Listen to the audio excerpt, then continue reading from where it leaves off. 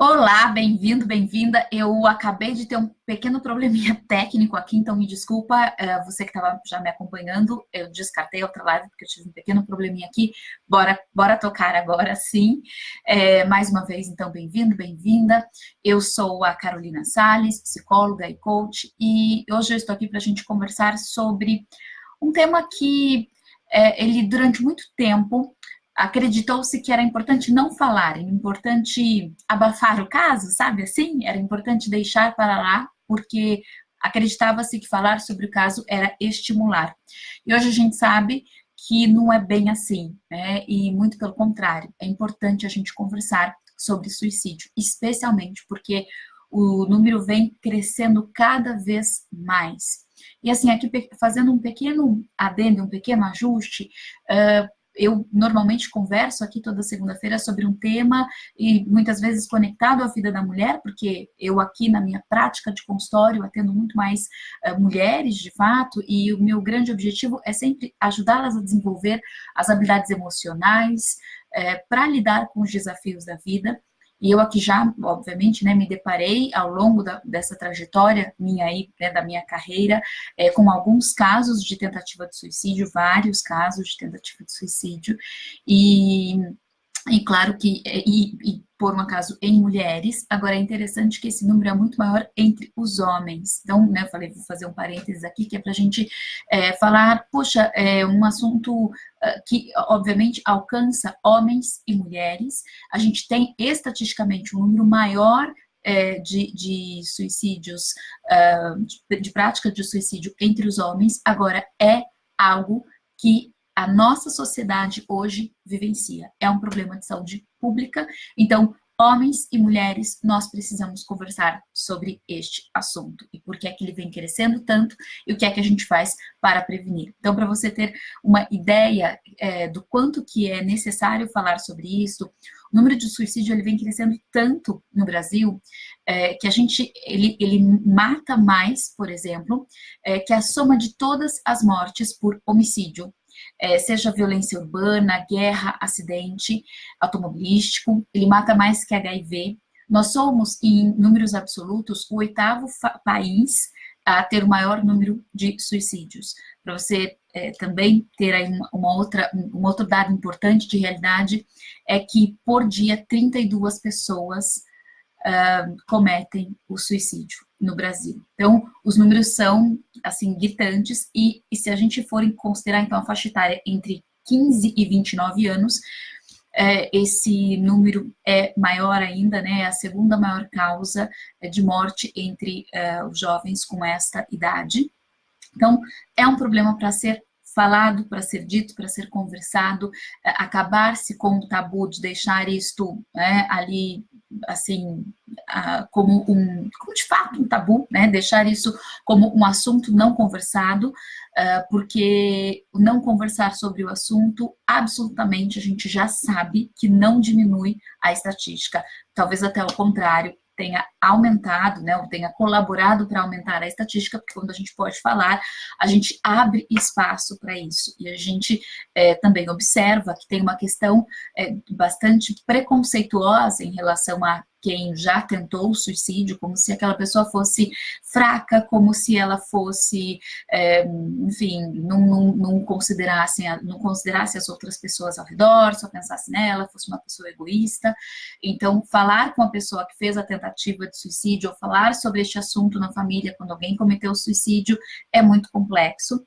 Ao mesmo tempo, a gente sabe que quem já fez uma tentativa de suicídio tem maior chance de cometer suicídio ou de tentar novamente, assim como pessoas que têm familiares que cometeram suicídio também têm maior chance de cometer suicídio. Então, não dá para deixar esse assunto de lado, ele é fundamental para que a gente coloque aqui na pauta e entenda, né, o que leva uma pessoa a cometer o suicídio, quais são as causas mais prováveis, enfim, e principalmente como é que a gente pode prevenir, né? A questão não é não falar, mas é o como se falar. É um falar diferente de estimular, absolutamente, mas ao contrário, é um falar dando espaço para cada vez mais pessoas se sintam à vontade para falar dos sentimentos, das sensações que tem, seja com um profissional da área da saúde, um psiquiatra, um psicólogo,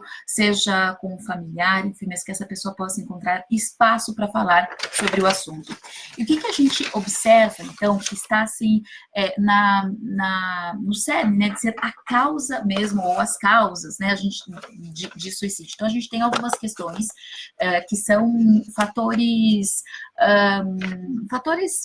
que a gente chamaria assim, fatores de riscos, né? Então, por exemplo, a gente sabe que em países em que as pessoas têm um nível de desenvolvimento menor, então países mais pobres em desenvolvimento, a gente tem um número maior de suicídio. A gente também sabe que tem maior número entre os homens do que entre as mulheres. Agora, esses são fatores de risco, né, quando a gente faz um mapeamento geral.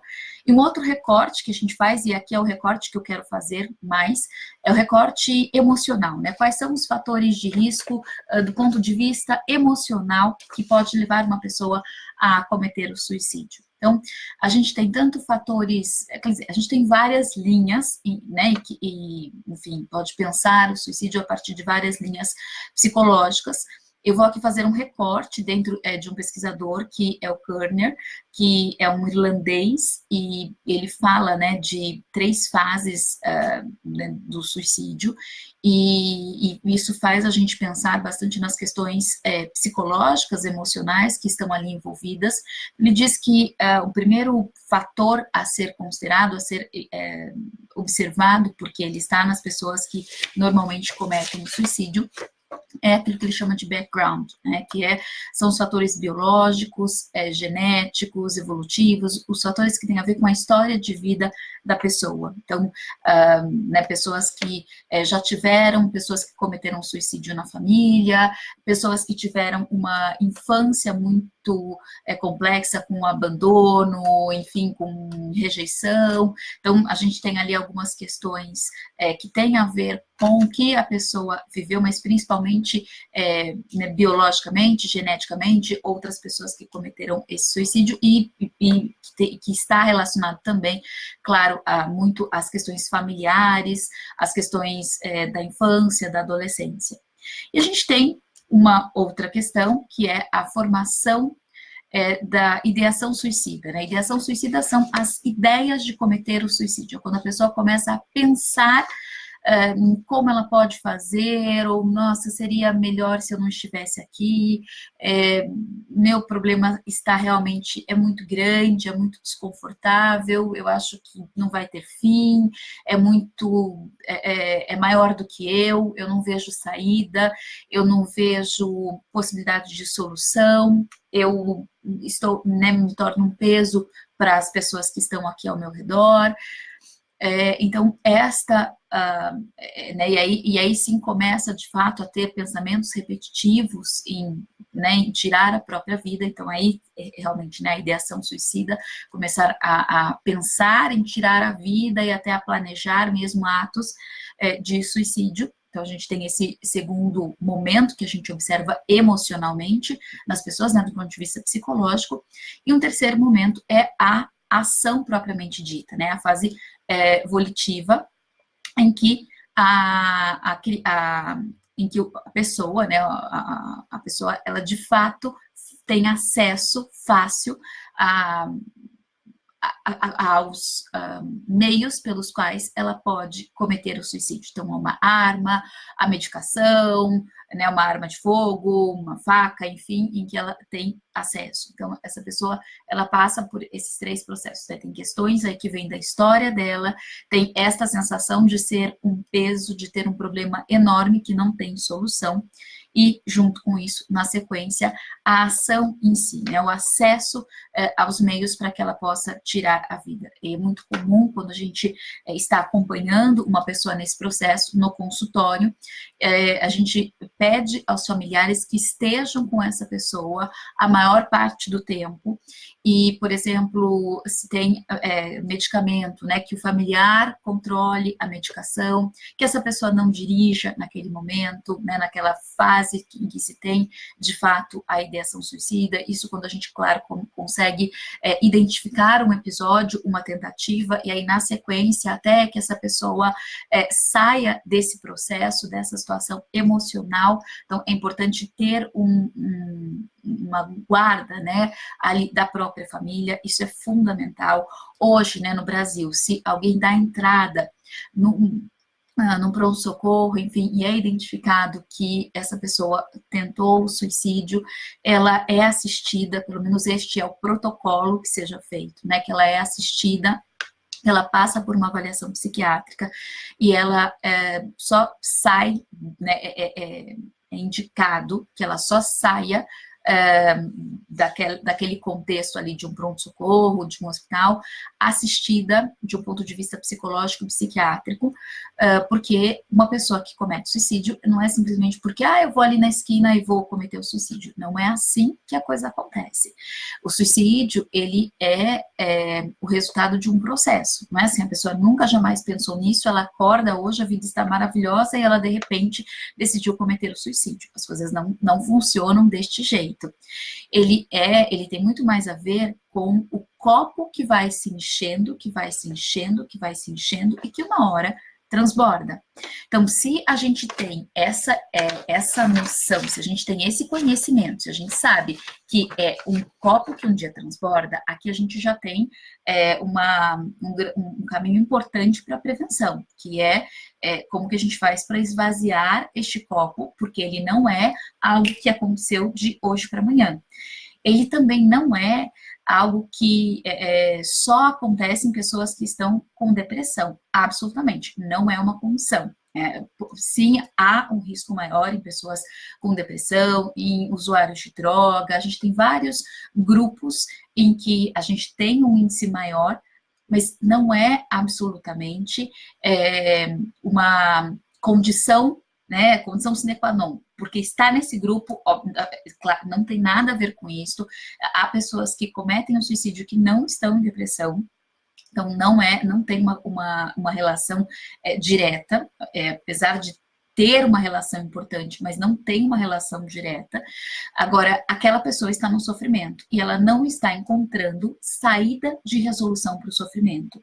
Muitas vezes, quando a gente escuta a pessoa que fez uma tentativa de suicídio, o que ela diz é que ela não queria acabar com a vida, e sim, ela queria acabar com o problema que estava vendo, ou com a dor, principalmente, daquele problema. Seja uma traição que aconteceu na vida dessa pessoa, seja uma falência, seja a descoberta de algo que ela fez e que, né, a exposição da imagem dela fica muito, muito, muito compromete, né, fica muito, atinge, afeta muito a imagem dela, seja diante dos filhos, diante, né, na vida profissional, enfim, seja lá em que aspecto ela estiver, ou ela tiver como importante para a vida dela. Então, é algo que de fato tem uma repercussão importante na vida emocional de quem passa pelo processo, de quem pensa em suicídio, tem uma repercussão importante o próprio pensar no suicídio, porque a pessoa nem sempre acha, nossa, é maravilhoso, eu achei que foi a melhor solução que eu podia dar. Não, vem muitas vezes na sequência uma sensação de culpa, uma sensação de desconforto, eu não queria ter pensado isso, eu não queria cometer isso, não queria deixar a minha família preocupada, não queria não pensar neles. Então, há toda né, as pessoas que fazem uma tentativa de suicídio e que essa tentativa não se efetiva, é muito comum a gente ouvir um arrependimento, uma culpabilização que vem na sequência, o que também faz a gente pensar que a pessoa que comete suicídio, de novo, ela não é a pessoa egoísta que não se importa com ninguém. É muito mais uma pessoa que está passando por um problema e não enxerga solução nesse problema, não enxerga fim nesse problema, e ela começa a acreditar que realmente ela é um peso, ela é um transtorno, e que se ela desaparecer vai ser muito melhor para todo mundo, vai ser muito mais fácil para todo mundo. Então, para que eu vou ficar aqui se a minha ida vai favorecer, vai ser muito mais fácil para todo mundo. Então, é isso especialmente o que se passa ali com a pessoa que comete o suicídio. E aí, por que vem aumentando, né? A gente aqui olhar não só para o suicídio em si, mas por que vem aumentando? A gente tem também várias questões que fazem com que isso venha aumentando. Uma dessas questões é que a gente, primeiro que hoje, tudo é exposto, né? É exposto nas redes sociais, é exposto na internet. Antigamente, não se tinha um acesso tão grande à exposição. Antigamente, o que se tinha era as comunidades, né? As pessoas, elas se aproximavam mais e até sabiam mais uma da vida da outra. Como elas sabiam mais uma da vida da outra, elas sabiam dos problemas da vida da outra, elas sabiam da vulnerabilidade da vida da outra, elas sabiam que o outro cometia erros, que o outro, né? Então, assim, o outro comete erros, eu também cometo erros, nós dois cometemos erros. Então, ok, nós não somos perfeitos, porque nós temos uma proximidade do olho no olho. Eu não ficava sabendo lá aquela pessoa distante, maravilhosa, que não tem problemas. Isso era muito mais distante. Hoje está muito mais próximo. Então, hoje a gente não tem as comunidades tão, né, tão próximas na convivência do dia a dia e de cada um conhecer a vulnerabilidade, os desafios. A gente não tem. É assim, o mundo é maravilhoso. Eu é que estou com problema. E o meu problema é enorme, mas sou só eu, porque a hora que eu abro ali, né, qualquer canal na internet, qualquer rede social, tudo está maravilhoso, mas eu não estou. Eu estou com um grande problema, eu sou imperfeita. E no mundo em que a gente tem que ser perfeita, a gente tem que ser perfeita como amiga, como mãe, como esposa, como irmã, como filha, a gente tem que ser perfeita como profissional, a gente não pode errar, porque né, as pessoas não estão errando. Olha as redes sociais, está todo mundo acertando, né? E um outro aspecto que também era muito comum, além de haver comunidades, as pessoas eram muito regidas por uma questão religiosa, o que fazia com que também se tivesse um movimento de olhar para si, de reparar as próprias atitudes, de olhar para as falhas que se cometem, e quando a gente olha para as falhas, dia de penitência, dia de pedir perdão, quando a gente faz isso, a gente está dizendo que está tudo bem você pecar, isso não é legal, é errado, mas isso existe na vida de todo mundo, então é por isso, inclusive, que todo mundo para fazer esse dia de pedir perdão. E hoje a gente também não tem né, isso de um jeito tão presente. Então, de novo, mais um distanciamento de que a gente é um ser humano com vulnerabilidades, com erros, com falhas. Não. Ninguém erra, ninguém falha, ninguém se redime, porque tá todo mundo perfeito. E se eu não tô, é porque realmente existe alguma coisa muito errada comigo. Então, para que continuar vivendo? Com qual propósito continuar vivendo? A gente tem essas questões hoje, né? Seja a comunidade que se afastou, seja a comunidade que, ao contrário, hoje é muito mais ampla, mas é distante e tem a perfeição, seja a exigência de perfeição que a gente tem, né? Porque a gente tem que corresponder à perfeição, vulnerabilidade passa longe, passa distante, e é por isso que eu penso que a Brené Brown tem feito tanto sucesso hoje em dia, né? Que é uma antropóloga que fala, não, uma assistente social que fala da vulnerabilidade, porque é isso, essa nossa possibilidade de abraçar a vulnerabilidade dá um alívio, é um alento gigantesco, e nós somos humanos, a gente precisa ter isso.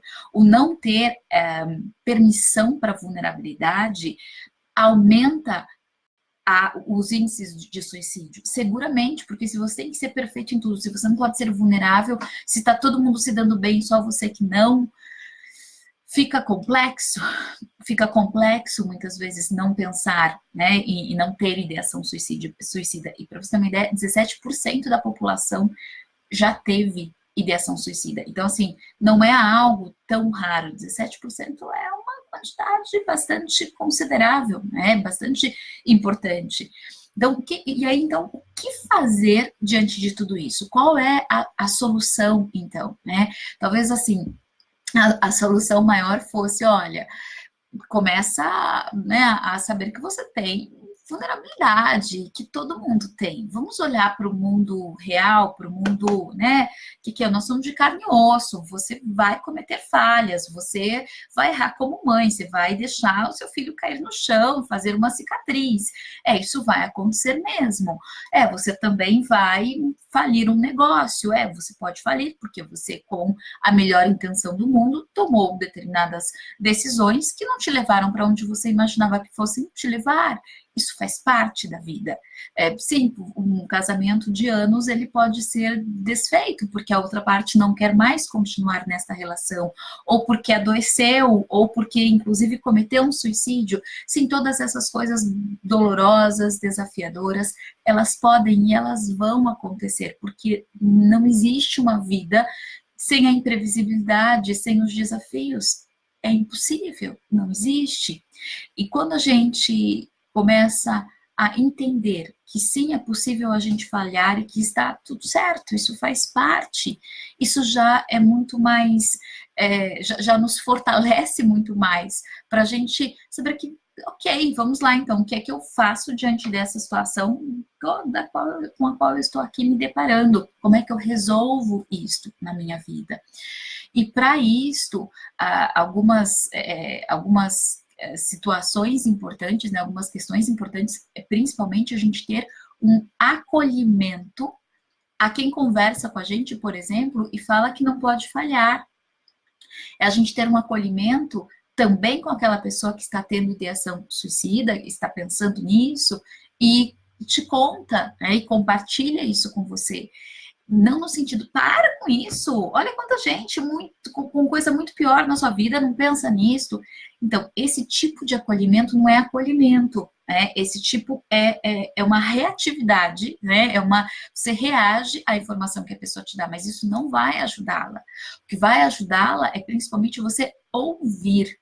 Então, ouvir-se, de um lado, né, a prevenção maior talvez seja a gente saber que a gente tem uma vulnerabilidade, que ela faz parte da vida, e cada vez mais espalhar isso, realmente nós somos imperfeitos, e é isso, vamos lidar com esta imperfeição, vamos lidar com essa vulnerabilidade, isso de um lado como prevenção, e quando a gente, que também é uma prevenção, né, quando a gente sabe de alguém, conhece alguém na família, tem um amigo que vem compartilhar que está tendo esse tipo de pensamento, que está tendo ideação suicida, é fundamental que a gente escute, sim, ouvir é a melhor solução, aquela pessoa se sentir realmente ouvida, acolhida. A gente sabe que existem 4 necessidades básicas do ser humano, emocionalmente falando, né, que uma é a necessidade de ser ouvido na essência, outra é a necessidade de ser amado e reconhecido, outra, saber que ele tem o direito de errar e ele tem o direito de pertencer.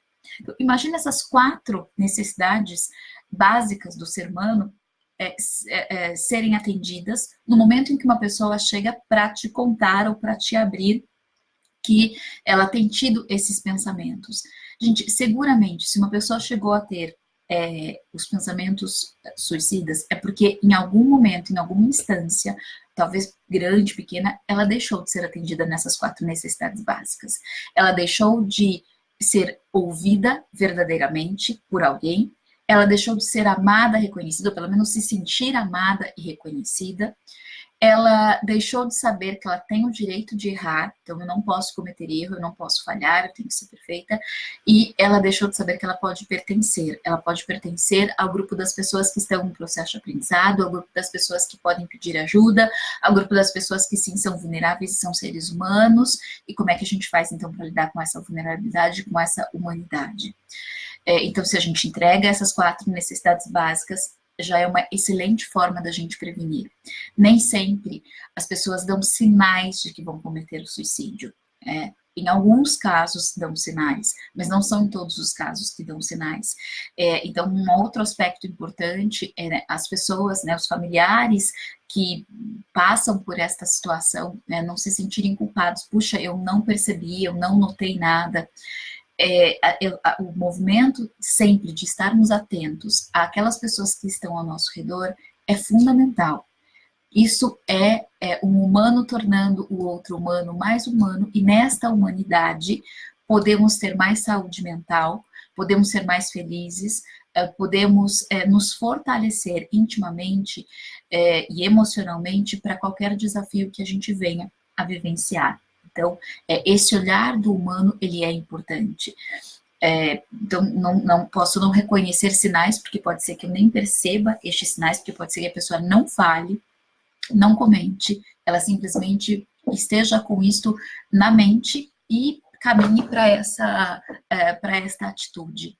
Agora, se antes disso uma pessoa te pedir ajuda, escute, entenda o que é que está se passando, qual é o modelo de mundo dessa pessoa. O modelo de mundo é o que está se passando na cabeça dela, muito menos com julgamento e muito mais com uma abertura a, de fato, ouvir e entender o que é que está se passando na cabeça daquela pessoa nesse momento.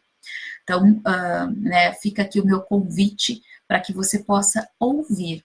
Ouvir é fundamental, ouvir é importantíssimo quando alguém te fala sobre o assunto. E conversar sobre o assunto quando alguém próximo comete suicídio ou faz uma tentativa, né? Esse não precisa ser um assunto tabu, tampouco um assunto de acusação, obviamente.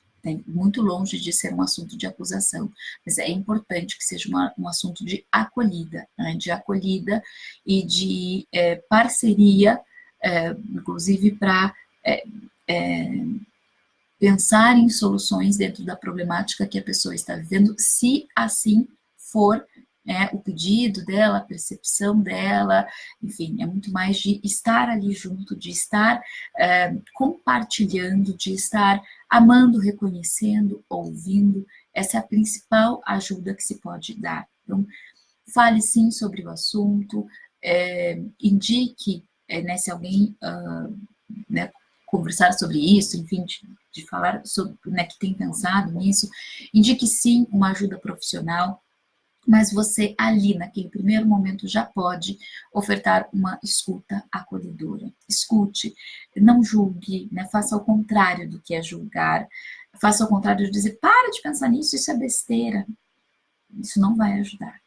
Ajudar é acolher, receber, talvez olhar muito mais para o problema em que a pessoa está vivendo e talvez ajudá-la a pensar em soluções aos problemas, e não a esta sensação exatamente, mas como é que se pode fazer diferente em relação aos problemas e que vai passar, porque todo sentimento arrebatador, de dor, de desconforto, ele passa. Então a pessoa precisa dessa acolhida neste momento, até que isto passe, e até que ela possa mais e mais vezes se manter bem, por mais e mais tempo, se manter bem. Então, no primeiro momento em que a coisa acontece, seja de uma ideação, seja de uma tentativa, estar por perto, estar junto, é importantíssimo, que essa pessoa não fique só, mas que ela realmente saiba que o que ela está sentindo vai passar e que ela pode encontrar ajuda em alguém próximo a ela. Ok? Combinado, vamos falar mais desse assunto, é um assunto que vem em alta, e eu vou também preparar uma outra pauta para falar sobre o suicídio na adolescência, que é uma outra pauta importante, e eu espero que você tenha saído aqui hoje dessa conversa com uma percepção ainda mais ampliada e com mais recursos e mais possibilidades para fazer diferente aí na sua família, na sua comunidade, entre os seus amigos, ok? Um beijo muito grande. Ah, sim, se você ainda não está na minha lista de transmissão e a mulher quer fazer parte, é só você clicar no Instagram, aqui no link da bio, no Face, em qualquer um dos posts que a gente tem aqui de vídeos pequenininhos, a gente tem um link e você pode entrar e fazer parte da lista. E você pode também acompanhar todo o nosso trabalho e compartilhar sempre que você gostar de algum vídeo, algum post, comente, compartilhe, eu te encontro por aqui nas redes e em breve, na sexta-feira, de novo na live, ok? Combinado? Um beijo grande, até mais. Tchau, tchau.